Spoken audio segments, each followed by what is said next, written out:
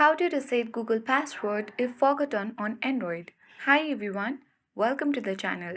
This is Rose from Create Login and Delete. Without further ado, let's dive right into the video. Launch any browser on your device. Now search for Google Recovery and press enter on your keyboard. From this result page, tap on how to recover your Google account or Gmail, and then you will reach on the Google's official support page. Now tap the link to recover your Google account or Gmail.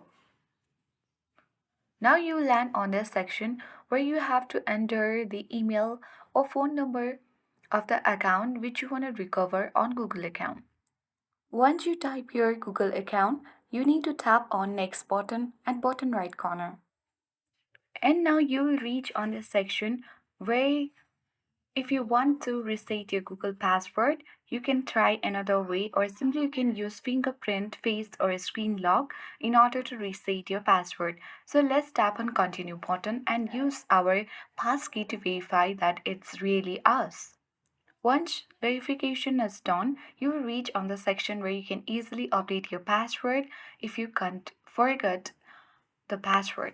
So let's tap on update password, or if you don't want to update your password, you can tap on continue as well.